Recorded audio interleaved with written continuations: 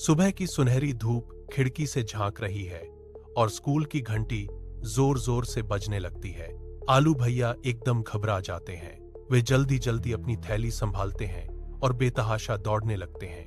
उनके चेहरे पर चिंता की लकीरें हैं और वे जोर से चिल्लाते हैं कि अरे, आज स्कूल का पहला दिन है। अगर जरा भी देर हो गई तो प्रिंसिपल साहब बहुत नाराज हो जाएंगे। तभी शहद की मक्खी तेजी से उनके सिर के ऊपर मंडराने लगती है और उन्हें और जोश दिलाते हुए कहती है कि जल्दी करो आलू भैया, स्कूल में सब तुम्हारा ही इंतजार कर रहे हैं। जैसे ही वे स्कूल के बड़े गेट पर पहुंचते हैं, सारी सब्जियां ठिठक कर रुक जाती हैं। गाजर परी अपनी चमकती आंखों से स्कूल की विशाल इमारत को निहारती है और बड़े प्यार से कहती है कि वाह, हमारा स्कूल तो कितना सुंदर और भव्य है।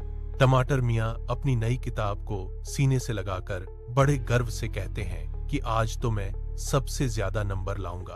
तभी मिर्ची नानी अपनी चिर परिचित हंसी के साथ उन्हें टोकती हैं कि पहले क्लास में कदम तो रख लो मियां। क्लासरूम के अंदर का माहौल गंभीर है। लहसुन सर अपनी मेज पर लकड़ी की छड़ी रखते हैं और पूरी कक्षा को देखते हुए कहते हैं कि बच्चों, आज का सबसे बड़ा सबक है मेहनत, ईमानदारी और एक दूसरे की मदद करना। खीरा कमांडर अपना हाथ हवा में उठाकर एक मासूम सवाल पूछता है कि सर, अगर किसी दोस्त को कोई सबक समझ ना आए तो हम क्या करें? लहसुन सर मुस्कुराते हुए जवाब देते हैं कि एक अच्छा छात्र वही है जो हमेशा अपने दोस्त की मदद के लिए तैयार रहे। फिर परीक्षा का समय आता है। आलू भैया पसीने पोंछते हुए एक कठिन सवाल पर अटक जाते हैं और अपना सिर पकड़कर धीरे से फुसफुसाते हैं कि मुझे यह सवाल समझ नहीं आ रहा है। गाजर परी अपनी कलम रोकती है और आलू भैया को हौसला देते हुए कहती है कि तुम बिल्कुल परेशान न हो, बस शांत मन से सवाल को दोबारा पढ़ो, तुम इसे खुद ही हल कर लोगे।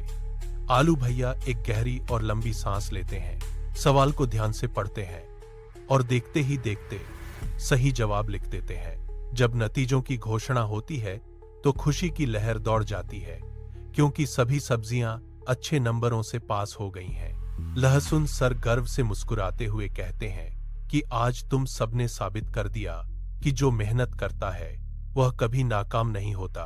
पूरी क्लास तालियों की गड़गड़ाहट से गूंज उठती है।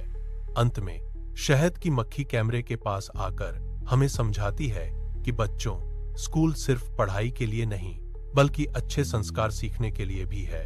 अगर आपको आलू भैया की यह कहानी पसंद आई तो वीडियो को लाइक करें, चैनल को सब्सक्राइब करें और बेल आइकन जरूर दबाएं।